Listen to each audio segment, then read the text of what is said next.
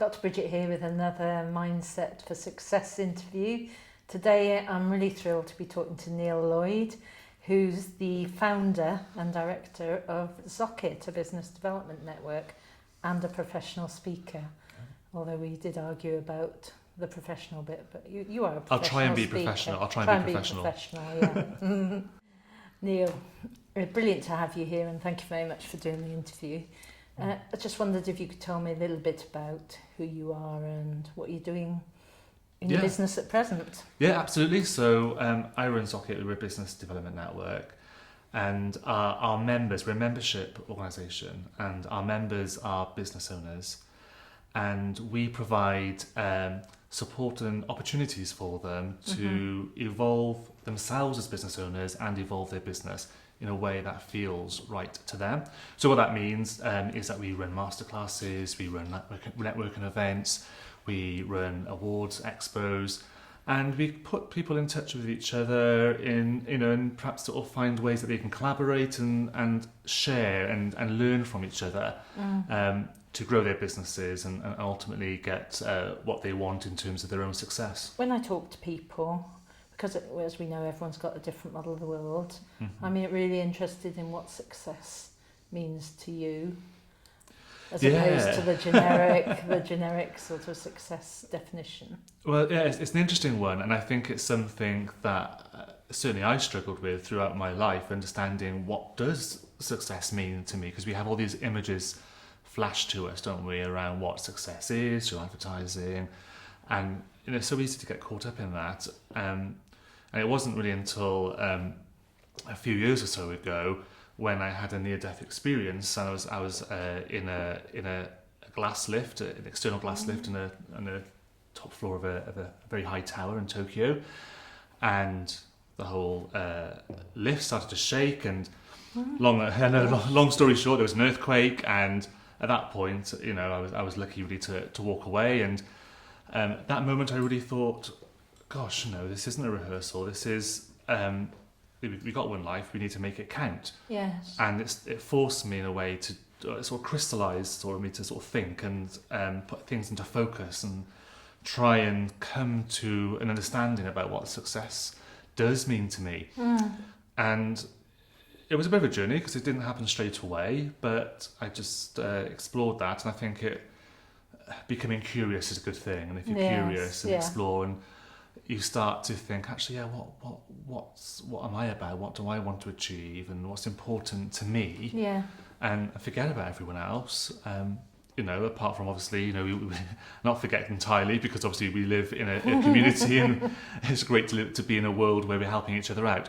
But in terms of understanding what we need and what we want. So ultimately, for me, success is about living with my purpose and my values and being able to express that and authentically show up to that. And truth be told, it probably evolves slightly because more information comes on. We become wiser, hopefully, as we get a bit older. Yeah. And some of the things that I kind of would label as success maybe even a year or two ago, I wouldn't now, and different things have taken their place. So I think it's just about being self-aware about what we actually want and what we feel makes us tick, or what brings us joy, what makes us happy, and allowing ourselves to live that. And I think it's different for all of us, really. Yeah. And the challenge often is, how do we get that alignment between living it and actually, and our sort of our inner values and purpose. And I know that you talk quite often about the three purposes that we have in terms of ourselves and our business and the interaction. So I think it might be really useful to go through that. Explore a little bit with that. Explore that. Yeah, it's a funny thing, because purpose, it's one of those words, isn't it? Live on purpose, or live to your purpose. What is the purpose of this? What's the purpose of that? And I think, in life there are lots and lots of purposes that have an impact on how we do things. And I often talk about three main purposes, and the one purpose, or the first purpose, is our sense, if you like, of ourselves and as a person, our life goal, our life mission. So how do we want to show up in the world as a person? What's the sort of person that we want to be? Yeah. And how and that's tied in with our values and what sort of world we want to live in. And it kind of really, that sort of filters across all aspects of our life. And then for people who perhaps have a business or maybe a career, a job, there'll be a purpose associated with that specific activity. And whether we're in business or we have a career, it takes up a lot of time. It's a good 40 plus hours a week, many more for some people.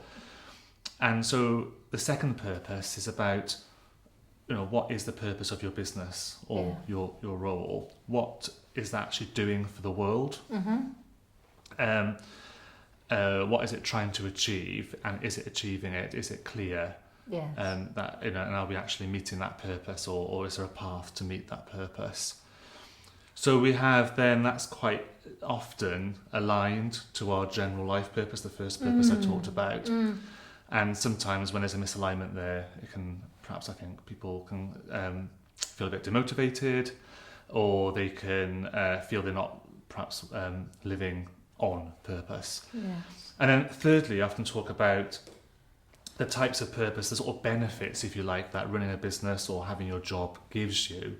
So they're kind of sort of knock-on effects or knock-on purposes.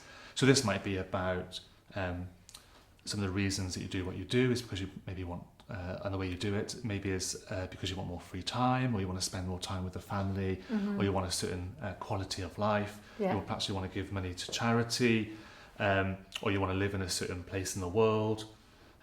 So there's also these additional kind of reasons that come out of why we do what we do. And I guess businesses and people in business can lose sight of those three things and get out of line and then get stuck and, as you say, demotivated. Yeah, absolutely. In one of these downward spirals. Yes.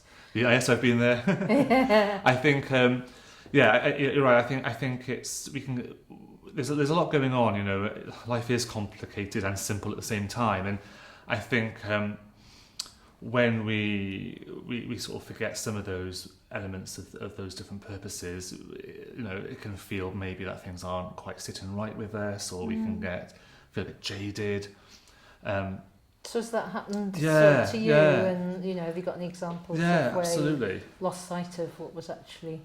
I think for me, I mean, one of the businesses that I ran quite some years ago was a digital marketing consultancy, and I had the idea that I had in my mind that I really wanted the lifestyle, the digital nomad lifestyle. I wanted to be traveling the world. I wanted to be with a laptop on the beach, and helping people, business owners and other people directly to help build their website, get their digital marketing strategies in place, and it really excited me. And then I did it, and it worked, and I was living, as I was moving around, and I was free of shackles and all this kind of stuff. But I realised it wasn't for me, and it was a sort of realisation that I thought, well, do you know what? I'm travelling around. It's very transient.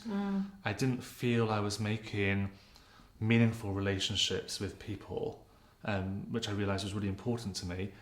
And I just sort of designed this business, which served what I thought was my third purpose, this idea of the reasons. But actually, I'd forgotten the sort of purpose one and purpose two that I talked about, which is about my life purpose and the business purpose. And the digital marketing went off track a little bit in terms of I was working with clients. Perhaps that really wasn't the type of client that I was really wanting to work with. And then I realised actually the reasons I was doing it weren't even, I wasn't even happy with anymore. And actually, at that point I thought, you know what, this is time now to let that go. I've explored it. I enjoyed it for a little while. But then ultimately it wasn't for me. So you talk about that at that point. So do you remember where you were at that point when that light bulb moment sort of at What that am I point, doing? I think, yeah, actually, Where were you? my memory is really, really sketchy at the exact point, because I think there was probably a few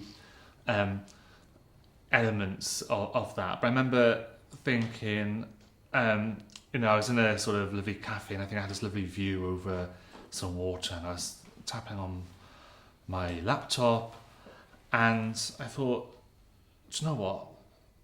After a couple of hours of this, I was really bored, and I thought, and because I didn't really know anyone in that area, it wasn't like I could easily have a face-to-face meaningful conversation other than small talk with people in the cafe, and I know that was quite nice. You met people, I met lots of people, but I might meet them once and that was it. Yes. And I think I realised that actually, a lot of the exciting stuff about life actually is under the surface, and some of the stuff that I think we want to initially, sometimes it's not actually maybe all it's cracked up to be, and actually there's lots of hidden treasures that we completely forget about. And have you found any of those sort of hidden treasures under the surface, and is that now, Yeah, absolutely. Are you living with your purpose now, I guess? Yeah, I do. I feel that way. And it's still, I'm not saying I've cracked it or anything like that. I don't think it's, and I don't think maybe the total aim is to ever be there. I don't think we ever fully reach there. We kind of we're always moving towards it. And I think the moving towards it is actually almost a destination in itself. Yeah. And it's keeping moving towards. That's important. So, your question, I've got your question now. It was about whether I've... Those hidden treasures you were talking about under the surface. I do. I don't know. And there's so many. It's about opening your eyes, really. And I often talk when I'm speaking to some of my audiences. I often talk about the power of gratitude and this idea of firstly, you've got to sort of open your eyes and see the treasures, because sometimes we don't see things that are staring right in front of our face, and then it's about almost appreciating them, yes, and noticing them and how they're showing up. And it's quite interesting, because I was sitting just this morning. It's a similar sort of thing. I've been so busy and preparing for business shows and clients and NLP courses, etc. And I didn't actually get out of bed until 8:30, so I was there with a cup of coffee. The telly was on, the new puppy was creating havoc with the older dog. And I thought, I'm really happy doing just this. And, you hop out of bed in the morning and you go and do what you always do, and you forget what is it that actually makes you happy, I think, and being grateful for that. So absolutely. Sorry to no, put that in. That's perfect, Sometimes it's great, and sometimes it can be, very, very simple things, like you've got a roof over your head and you're warm and you're fed and you're watered, and just getting out of a comfortable bed after a nice night's sleep, and you put your feet on the carpet for the first time, and you take a nice breath in, and you think, we've got a great day ahead. It's what the puppy does, actually. It's what the puppy does. It's Dorothy. Dorothy. So she races around, and you sort of keep her in one place, and she goes. And it's almost like, okay then. Yes, well, I think puppies taking time. Puppies are masters of happiness, and I think we can learn a lot from a puppy, for sure. But I think it's about understanding, and sometimes it can be big things that you can be grateful for, even just little things. Like you met someone, or someone's shown you a kindness. Yes. And just the people in your life, and exploring, whether it's business or life. I mean, that sort of human relationship, or your relationship with pets and animals, it shifts, it changes, it moves. There's always something new to explore and to find and discover about each other and ourselves. It's an endless joy, really, and I think sometimes we get pulled away from that, and we start perhaps, maybe for me, I could be focusing on the wrong things, maybe, and I start thinking, hang on, whoa, let's stop now. Let's go back. Notice it. Let's go back to what's important. So, I'm interested, because I know you've had quite a varied career. Yes, I've been around the block. Including the NHS. I have, yes, I have. And I'm just wondering, what are the sort of, the things that have motivated or challenged you as you've grown up, sort of, from when you were really little to where you are now, and what are the sort of key motivators and the key challenges? Challenges and motivators. I think in terms of motivator, I've always been motivated myself in having the ability to be able to think and do and explore and express. No. And I think and freedom's a big value of mine. And I think when that comes into fire, I notice that challenges my sense of well-being. So I sometimes need to recognise that if I'm setting goals or I'm setting challenges, that actually it kind of leads to more choice for me rather than limiting my choice. Yeah. So I think that's something that I've learned about myself.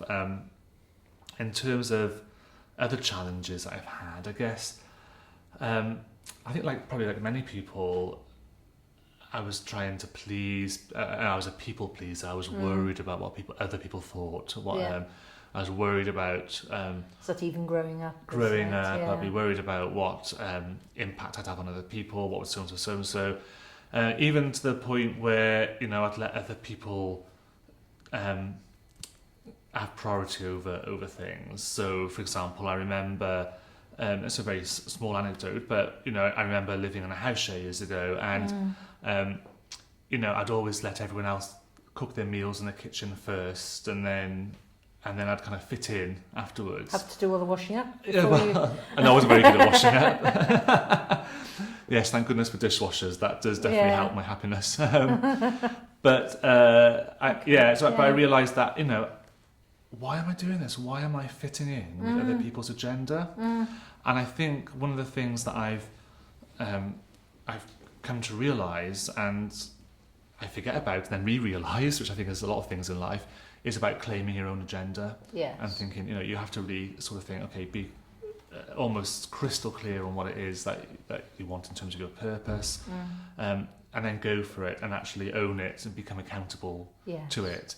And I think that is where the sort of magic happens then, because I think when you do that, when you claim that and you live your purpose, I think other people recognise that. You kind of it's the greatest gift you're given to other people, because it invites them to also share their purpose and to you project clarity, I guess. Clarity, and I think you invite people to sort of share their talents and allow yourself to use your own talents and allow other people to use their talents, and that's and I think really what we sometimes do as communities and human beings and businesses and organisations is that we kind of forget that actually we're here as people for people, and that is the overarching factors that we should be thinking about, and we get all bogged down in all the other sort of stuff, and we realise actually what actually is this about? What's the point in all this? And I think we have to sort of go back and think actually we're human beings being, and that's what we need to sort of explore and develop. Okay. I know we've had some discussions on this before about values level thinking in terms of how you adapt your thinking to the environment that you're in. And I think a lot of people in business, and I include myself in the past, in this it's almost been sort of sacrificing yourself, your true purpose, your true wishes in life, your true goals of what you want to fit in with other people. And that's not always helpful when you're running a business, and if you're living your life and there are family pressures and you feel like you got to fit in, then you lose sight of who you are. And I think from my personal view is it's really important to find out who you are and live that life. I think absolutely agree. And in other people's business is their business and our business is our business, and I think it's partly it's about, for me, it's about not getting pulled into that and thinking, okay, well, if someone's pulling on my attention or I feel it, what is it that I'm giving off that's allowing that to happen? And, I don't need to allow that to happen. And I can sort of almost acknowledge where the other person is and what their needs are, and do what I can within my gift and fits my values to maybe help or help them if that's what they want, and if I'm willing to do that. But ultimately, yeah, we do need to have that sense of who we are and keeping that strong, because if we it's find okay to say no. it's absolutely okay to say no, and in fact you have to say, because look, I mean, if you say yes all the time, there's to be a limit, because if you said yes to everything, I'm a big believer of you can do anything you want, but you can't do everything, and the things that you do want to do are things that you want to do. And sometimes that is saying no, and it's actually sometimes the best thing to do, even for the other person. I've had people that have asked me to do things with them, or to set up businesses with them, and I've had to say no, because I know it wouldn't take me where my purpose is. Yeah. And if I was to say yes, it's doing them a disservice as well, because it's wasting their time. So I think when we're really clear on who we are and what we're about, I think two things happen. First of all, I think we feel confident in saying no to people, but in a way that feels right for both parties. And I think the second thing that happens is that we start attracting the right kind of relationships in terms of business and not business as well into our lives too. So then we get a more sort of organic approach to how we build our relationships. And perhaps we find that we don't need to say no so much, because we're not attracting the situations that we have to say no to anyway. It's this thing, isn't it? Because I know you're a master practitioner of NLP and coach, and as you know, I'm pretty passionate about NLP. I agree. And one of the things is about this perception as projection. So if you're not projecting yourself in a way that is really to do with your purpose, then you're going to attract similar things coming back. So absolutely, so important to be who you are, live with your purpose. Yeah, absolutely. Otherwise, you just lack of confidence comes back to you, and your business doesn't grow, and you get dragged in different directions, I think. I do, I agree. I think, and sometimes we have to challenge ourselves a little bit, because it can be easier sometimes to play small. It can be easier to shrink back into familiarity of maybe the past. And, the good stuff really is where we see ourselves as a growing entity, an evolving entity, and that kind of involves pushing out in the ways that we want to push out, and the areas we want to push out into, and having conviction and confidence to do that. Sort of like having a growth mindset, really. Yeah, absolutely. Yeah. So I'm a big believer of the growth mindset. So you can look at the work of Carol Dweck online. This idea that we can be anything. We're not sort of fixed into these are things that I can do, and these are things that you can do, and this is your place, this is your place, this is my place. It's a very reductive way to be, when in fact, if we embrace the fact that actually, we can develop ourselves, we are enough as we are, we can develop ourselves as well, and we can find ways of achieving the success that we want. And if we fail, that's okay, because failure is just learning, part, isn't it? Just learning. Yeah. It's just part of success. I often say, failure is just feedback. Feedback is learning, and learning is success. So therefore, failure is success. And it sounds a bit odd when you say it. It's good, huh? But we need we need to fail to get to where we want to be, because that's part of the process. And I guess it's people's perception of what that failure is, isn't it? And, absolutely. And I think a lot of it is we can be very harsh on ourselves, and we can be worried about what other people think. But I've probably failed lots of times on purpose, and some by accident as well. But each of them have been a great learning curve, and I wouldn't be where I am now, living as I want to live. I've got a great life at the moment. I'm enjoying it.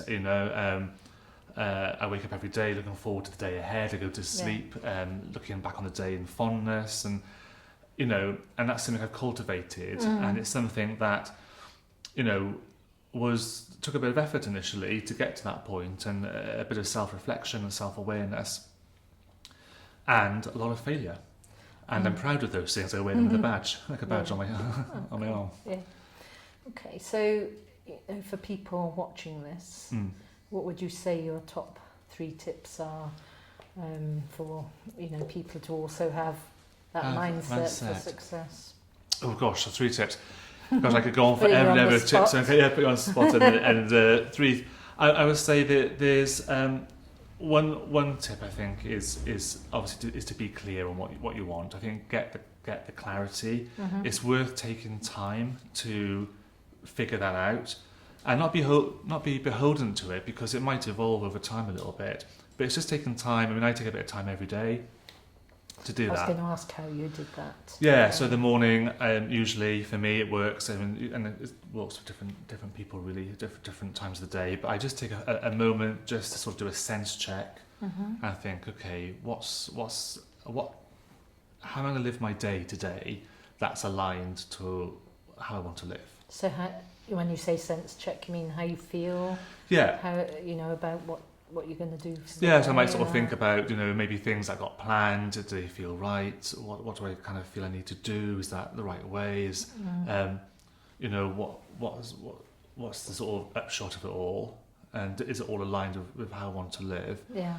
And I start with that, because I start thinking, well, actually, there's certain things that perhaps I need to discard. Yes. Or something I need to do differently, or perhaps I need to do a different focus for the day. Yeah. Because our lives are made up of all those sort of little moments that kind of add up, all the small moments that add up. So those kind of small moments, those daily activities that you do become really important when they're stretched over time. So that's one thing. The second thing that I do that I think is really, really useful is to keep a journal. Yes. And I keep this is and I aim to do it every day. I don't do it every day. I'll put my hand up for that. But I aim to try and do it each day. And I do it in the night. That works better for me. It's also a part of my routine of sort of reflecting on the day. And it doesn't take me long. It's literally a minute or 2. Yes. And I just write down some ideas, some thoughts, some learning points, things that I've been grateful for during the day. And there's something about sort of getting it out of the head and onto paper that is really powerful. And I think also doing it in the night time before you're about to go to sleep, it kind of somehow, just for me, it just seems to sort of help. They say about your brain rewires in the night as you're sleeping, and I kind of feel it's nice to sort of end on a sort of positive, reflective note. Yeah. So and there's no doubt at all that the people that journal seem to get more success than yes, that makes sense. In my experience. And people find it difficult, don't they? They think, oh, I don't want to do that. But it does work. Yeah, it does really work. Works. I think with journaling, I think people think it's this big thing that you have to write this essay, and I wouldn't have the patience myself to do that. But if that works for you, then that's fine. For me, it's bullet points, it's thoughts, and sometimes it's not even a bullet, but sometimes it's just a drawing. Yeah. Or just a symbol that somehow it's got some sort of meaning to me. Yeah. But it's almost about giving the honouring that time, and the fact that this is important to you. This sort of making sure that you want to get the success you want and you want to be happy. So honour it with the time. And then the third tip, and I think this is one of the biggest mistakes or biggest challenges of business owners specifically, but also people that are successful in their career or on a path to success, and that is isolation. We become very isolated when we're owning a business, and we're perhaps the buck stops with us. We're fully accountable, or we have a job role that has got responsibility attached to it. And I think we can sometimes pour everything into that business or that role, and we become isolated and we forget to connect. Yeah. So my third tip is to connect, and we can connect on all different levels. And obviously we've got support structure. Make sure you've got some sort of support in place, and they can be friends and family. But there's also a lot of value in peer support. Yes. So finding other people that are perhaps on a similar journey, or that you can just sort of check in with, and you can kind of talk. If you, I'm a big believer in things like mastermind groups. So if you can join a sort of local mastermind group, or whatever, however it works for you. Yeah. So my third tip then is to stay connected and to remember to keep doing that. Okay, lovely. And just to ask you, as you know, you're growing and will always be growing. What's next for you?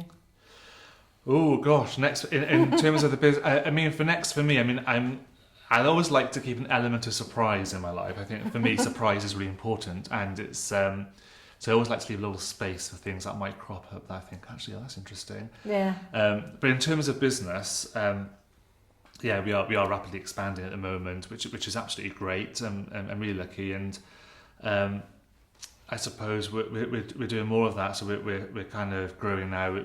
We're in the South Wales area. We've got some really big events coming up. Looking at things like technical innovations and digital innovation, and how that can help business owners.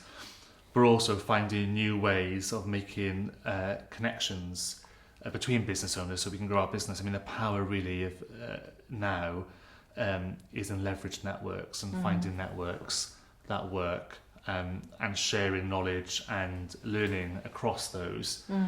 So it's about hooking in, but hooking in and into a way that feels right and kind of honours all the sort of concepts and ideas that we've talked about in this chat.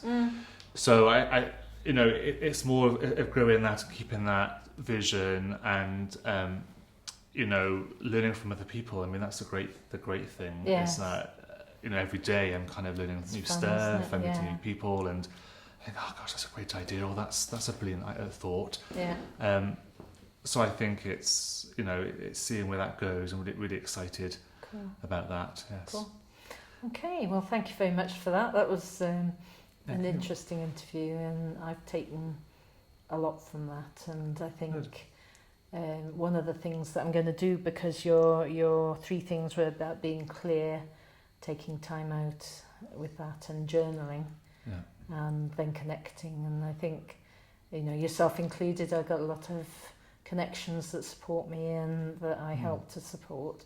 One of the things that I'm doing for my clients at the moment is creating a journal, and it's just this chat as well has brought into mind that maybe I could be a little bit more consistent with my journaling, and because as I say to everyone, it works, and so I need to become more consistent. And so thanks for that reminder, and thank you very much for the interview. Well, thank you for having me. It's been a pleasure. Thank you. Thanks, Bridget.